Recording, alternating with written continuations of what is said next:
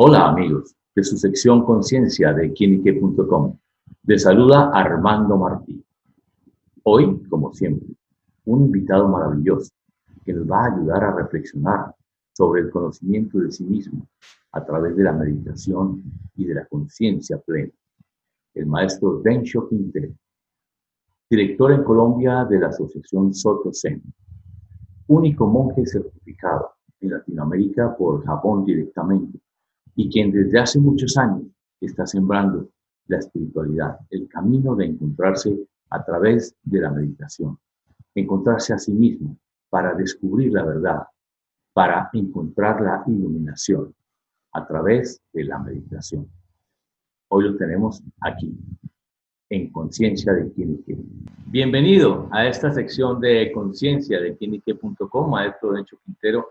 Encantado de volverlo a ver después de tantos años, pero lo noto rejuvenecido, iluminado por dentro, con esa energía positiva, esos ojos azules penetrantes. Sé que está fuera de Bogotá, en los alrededores. ¿Cómo se encuentra, maestro? Armando, muy buenas tardes. Muchas gracias por la invitación y qué gusto volver a saludarte o volver a encontrarnos después de tanto tiempo. Pues muchas gracias, la verdad estoy muy bien, estoy con muy buena salud, muy tranquilo, gozando del aislamiento que me permite concentrarme más en la práctica y en mi estudio. Sí, maestro, me imagino que está tratando de iluminarse para otro libro. Conozco algunas de sus obras muy interesantes. Creo que son 4, las podríamos ir mencionando para ir entrando en materia, maestro. Sí, tengo cuatro publicaciones mías, otras 2 traducciones y 2 obras colectivas, pero los libros míos son, el primero fue Conciencia Zen, Reflexiones para la Vida Cotidiana, publicado en Argentina. El segundo fue El Despertar Zen, El Camino de un Monje Colombiano, publicado aquí en Colombia con Intermedio Editores. El tercer libro fue Zen, un camino de transformación, publicado en España con editorial Kairos de Barcelona, que es una editorial especializada en temas budistas o espirituales en general.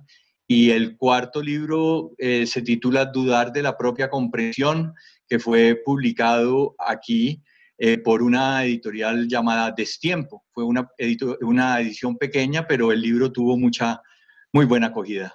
Bueno, maestro, y además de esos libros tan maravillosos, que ya vamos a hablar más adelante de ellos, tenemos una traducción especial, muy bonita, sobre abrir la mano del pensamiento. Sí, ese libro para nosotros es como nuestra guía de viaje en este camino espiritual. Es un libro muy importante para nosotros porque es la obra de nuestro abuelo en el Dharma, del maestro de mi maestro, que se llamaba Uchiyama Roshi, un maestro japonés muy importante, que fue el maestro de Okumura Roshi, que es mi maestro. Y eso, Uchiyama Roshi estudió filosofía occidental. Entonces, el lenguaje que él utiliza para expresar esta práctica está muy actualizado, es un lenguaje muy fácil para occidentales, que a veces nos enredamos un poco con la terminología oriental. Entonces, es un libro extraordinario y explica muy bien el proceso de nuestra práctica de Zazen y por qué él utiliza abrir la mano del pensamiento como una analogía para la mente conceptual que atrapa, que agarra, ¿cierto? Que quiere tener control de la realidad. Entonces es soltar la identidad con los procesos mentales para liberarnos de esas ataduras del ego que nos hace comportarnos siempre de manera mecánica y reactiva. Sí, maravillosa esa luz que estás iluminando a nuestros seguidores de conciencia de quienique.com. Maestro Densho, entrando en materia, para esta entrevista he estado también investigando algunos conceptos. ¿Es lo mismo el budismo o es diferente el budismo zen? ¿Nos podrías ampliar ese concepto? Sí, hay que entender que a diferencia de las religiones del libro, como son las religiones judeocristianas y la musulmana, obviamente, el budismo no es una religión de fe, es un sistema de pensamiento filosófico, es un camino fundamentalmente para liberarse del pensamiento y por lo tanto pues no está basada en doctrinas, en dogmas. A mí me gusta utilizar mucho la analogía de una semilla, como el café que viene de Medio Oriente y viene a Colombia y es sembrado y tiene unas características muy particulares dependiendo del terreno, el clima, el aire, la lluvia. Entonces da un café muy particular. El budismo de la misma manera fue sembrado en diferentes países y cuando llegó a Japón, una de las escuelas que adoptó el budismo japonés fue la escuela Zen, pero todo se origina en la experiencia del Buda Shakyamuni, el Buda histórico, que es, Buda significa el despierto, obviamente no tiene la connotación de un dios, sino un hombre, un ser humano que realizó un camino para liberarse del sufrimiento y despertar a la realidad inmediata de la vida y cuáles son las causas del sufrimiento y ayudar a los demás seres a liberarse. Bueno, en medio de este sufrimiento, de esta turbulencia mundial, ¿cuál es el camino para liberarse del sufrimiento, maestro Dencho? Una cosa muy importante desde la perspectiva del budismo y del Zen en particular, entender que todo está interconectado, que todo el universo está interconectado, que todo lo que nosotros hacemos como individuos tiene repercusiones sobre los demás seres y sobre el universo entero. Entonces es, en primer lugar, responsabilizarnos, de lo que hacemos, porque las consecuencias dependen de nosotros, si producimos bienestar en los demás o producimos sufrimiento en los otros. Entonces, la situación que estamos viviendo, por ejemplo, ahora, es un problema más político que de salud. ¿Por qué? Porque durante mucho tiempo los gobiernos y las instituciones se olvidaron de crear las condiciones para que los seres humanos tuvieran unos recursos y unos hospitales para manejar los problemas de salud. Los virus han estado siempre, pero como ocuparon el dinero en otras cosas, pues se dedican a hacer plata en lugar de solucionar los problemas y crear las condiciones para solucionar una situación como la pandemia que estamos viviendo en este momento.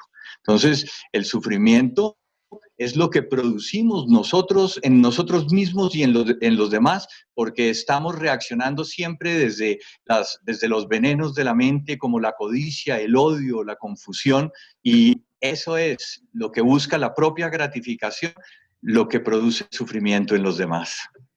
El maestro Dencho, estoy de acuerdo en lo que está diciendo y me proyecta una analogía.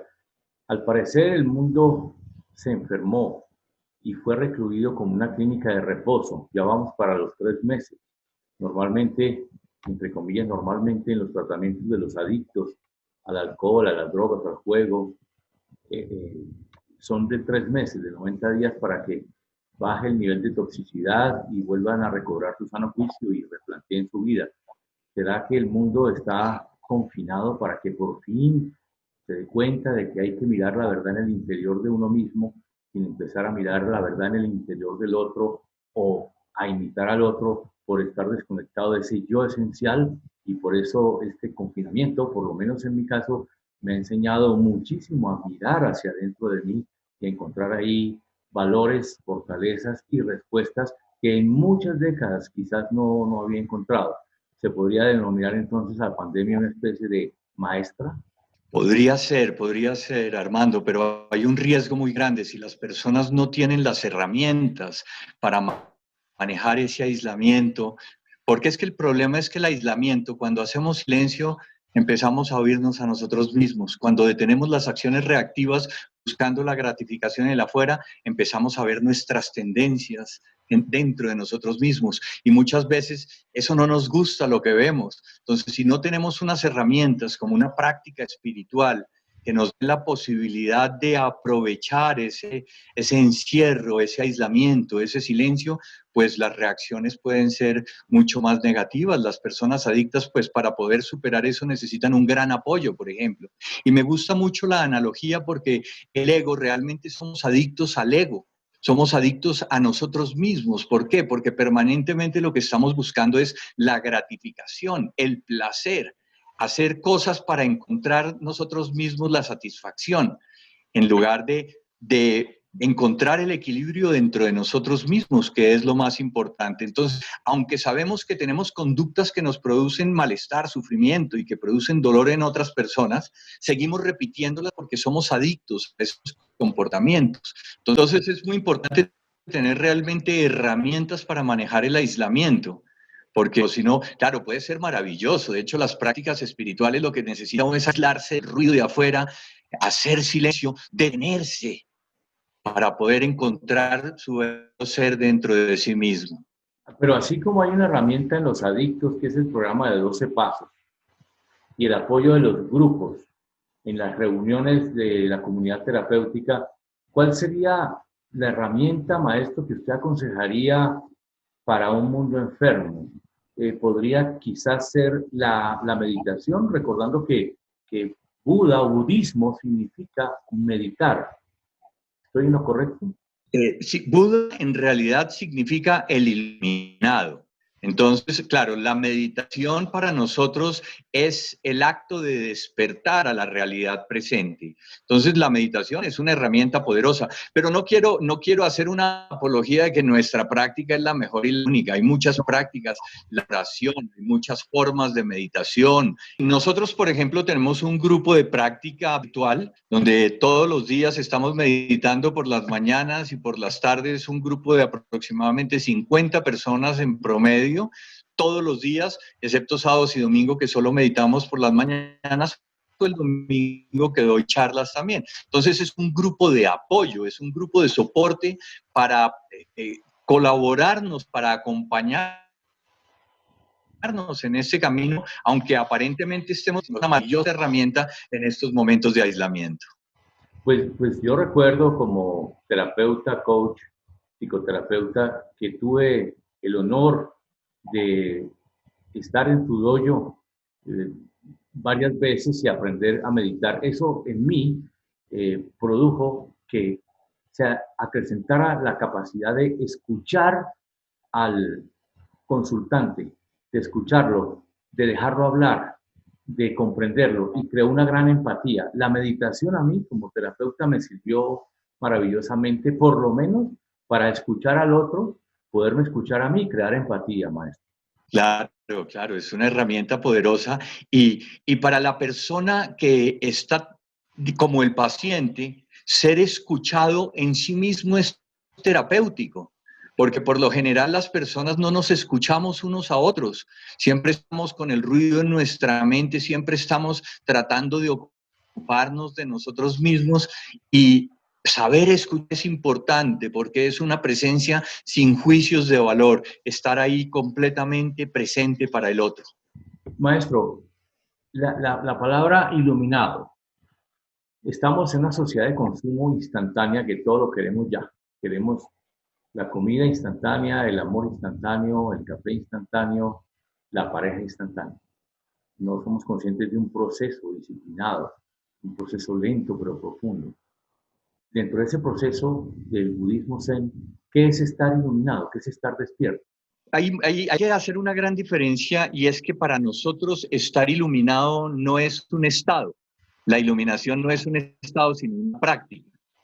¿Por qué? Porque cuando nosotros creemos que hemos logrado, me iluminé, agarramos otra vez con la mente conceptual. Es el ego el que quiere apropiarse de la experiencia. Entonces, nosotros lo que hacemos en nuestra práctica es soltar la identidad con los procesos mentales, con ese rollo continuo que está en la mente, ¿cierto?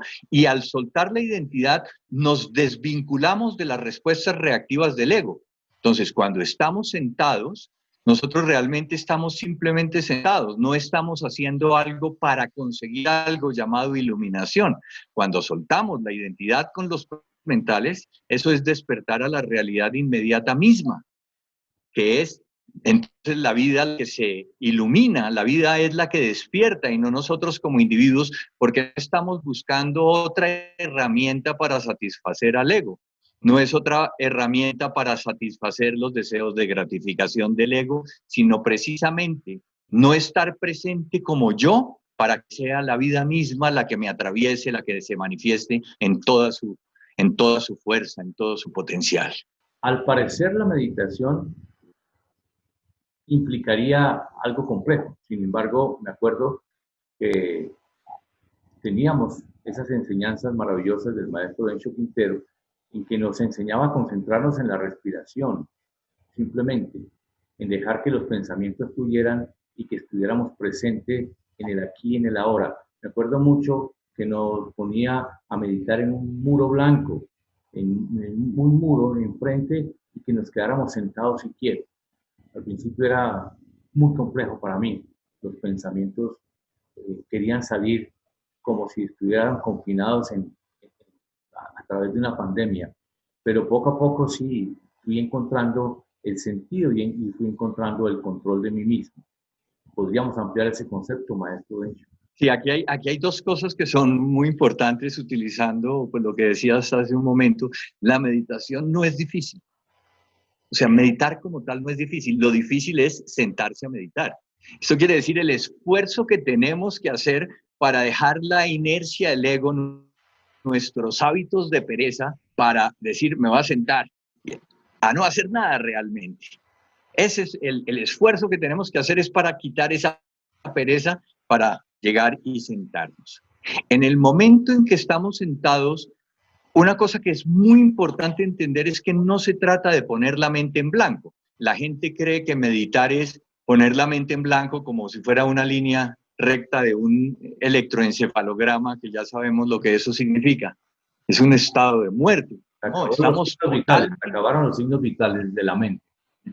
Claro, no, estamos completamente vivos, totalmente con toda nuestra energía puesta en el presente.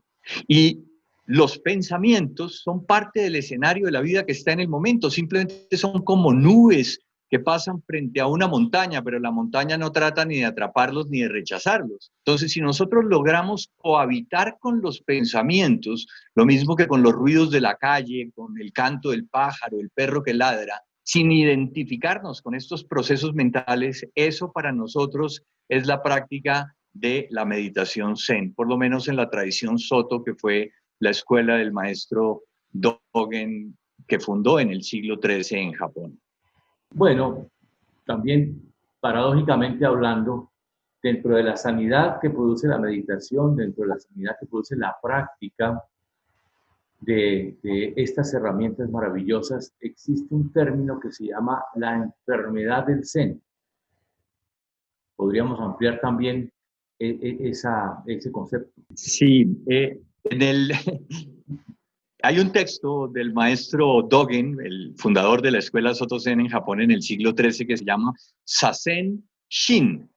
Sazen es la meditación Zen nuestra, y Shin no es corazón como muchas veces se conoce. Shin es la aguja de acupuntura, ¿cierto? Entonces, el texto es para liberarnos de la enfermedad del Zen, pero la enfermedad tiene dos características. Una es la enfermedad misma producida por la ignorancia, ¿cierto? Que es el sufrimiento que enseñó el Buda. Si nosotros actuamos desde la codicia, desde el odio, de la confusión, que son los tres venenos de la mente. La mala intención, la mala intención. Estamos enfermos, estamos sufriendo. Y la otra enfermedad es cuando nosotros buscamos la práctica del Zen para gratificar el propio ego, ¿cierto? Cuando tenemos un objetivo en la práctica que es otra idea que tenemos, que si practicamos Zen, entonces nos va a ir bien en esto, o nos va a ir bien en lo otro, o como muchos de los libros que se venden en la actualidad, como Zen y el arte de los negocios, los deportes o lo que sea, como una herramienta para competir con los demás, cuando en el Zen no se trata de competir con otros, sino se trata de entender que entre a más personas nos vaya mejor, mejor para todos. No es que si a mí me va bien por encima de los demás y a los otros les va mal. No, entonces la enfermedad del Zen también tiene que ver con esa búsqueda de gratificación, como el burro que tiene un palo y una zanahoria colgando y vamos persiguiendo ese objetivo creyendo que con la práctica vamos a hacer mejor ego. Y resulta que lo que se trata es de todo lo contrario, de conectarnos con la vida, de conectarnos con los demás seres para comprender cómo nosotros podemos participar de una manera creativa en el alivio del sufrimiento de los demás y en construir una sociedad mucho más compasiva, tolerante, armoniosa y apacible. Claro, es una nueva conciencia colectiva. Me surge una pregunta interior.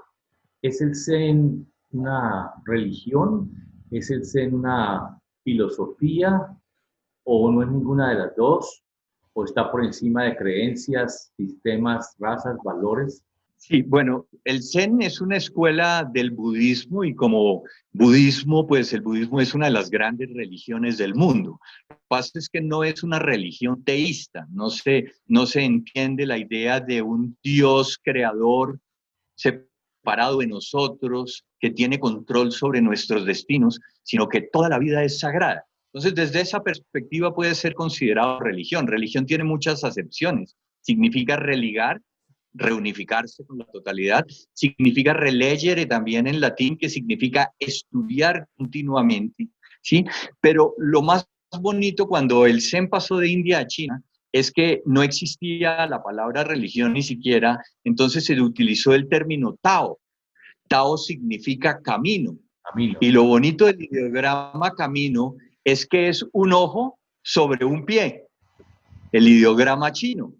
Entonces, como un ojo sobre un pie, ¿cierto? Es que avanzamos hacia donde miramos. ¿Cuál es la dirección de nuestra vida? Entonces, como camino espiritual, es la dirección que damos a nuestra vida.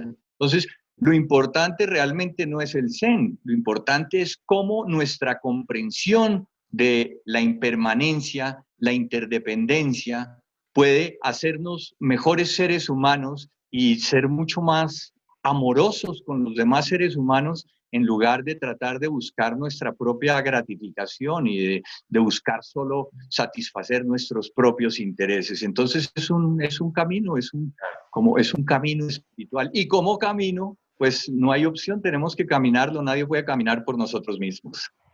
Claro, maestro Dencho. Hay un término que dice hacia dónde apunta el Zen, hacia qué parte apunta el Zen. ¿Apunta quizás el Zen a nuestro interior?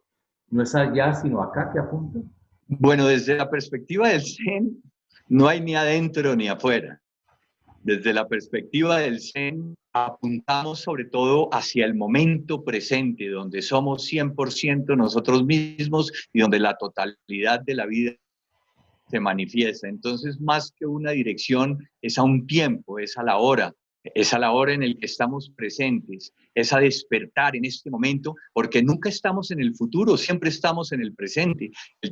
El tiempo va de presente en presente, entonces debemos despertar ahora. Y es urgente despertar ahora, porque en un ratico puede ser demasiado tarde si no despertamos ya. Maestro Dencho Quintero, escucharlo a usted es una fuente inagotable de amor, de luz, de sabiduría. Quisiera que nos proyectara su concepto con algunas frases zen que preparé para esta entrevista, para que todos nuestros lectores y televidentes de esta sección Conciencia de Quinique.com se beneficien de este maravilloso momento. Maestro, la frase piensa con todo tu cuerpo. ¿Cómo lo podríamos interpretar? Piensa con todo tu cuerpo. Maravilloso, maravilloso, que eso es lo que hacemos realmente en nuestra práctica de Zazen, porque cuando nosotros pensamos con la cabeza, estamos tratando de aferrar con la mente conceptual, con las ideas. Cuando pensamos con todo nuestro cuerpo, simplemente es estar totalmente presentes en la realidad inmediata. Luego no filtramos, no procesamos, no cortamos ni limitamos la realidad, sino que somos toda esa realidad que se manifiesta en el momento. Otra frase, la muerte no se teme si se ha vivido sabiamente.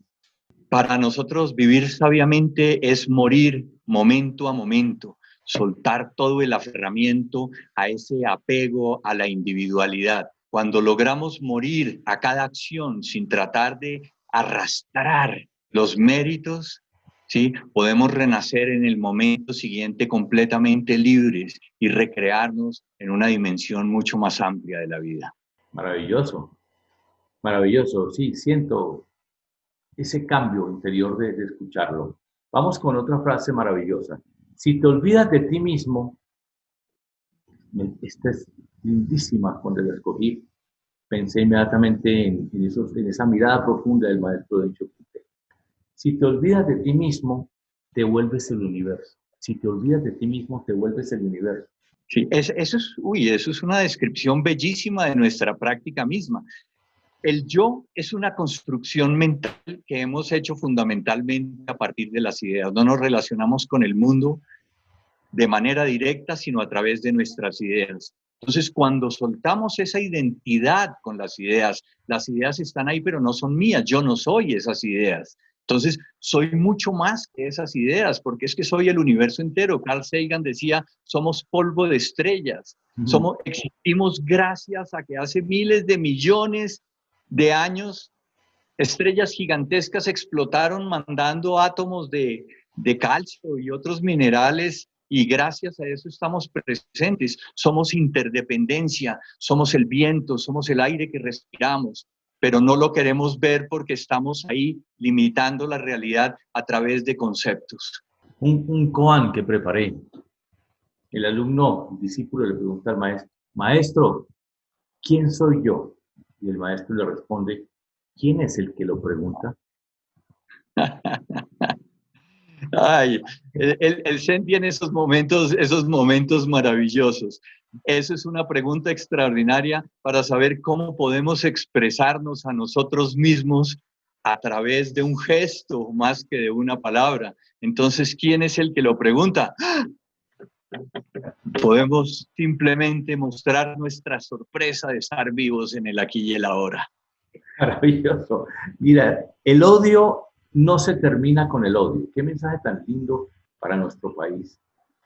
El odio no se termina con el odio, se termina con el amor. Es una regla eterna. Frases del, Ese, frases del... esa es una enseñanza del Buda Shakyamuni, preciosa. El Buda Shakyamuni abogó mucho siempre por la paz, por el respeto, por el perdón. Entonces, si nosotros alimentamos el odio en nosotros, lo único que vamos a hacer es prender más el fuego del odio, del rencor, del deseo de venganza.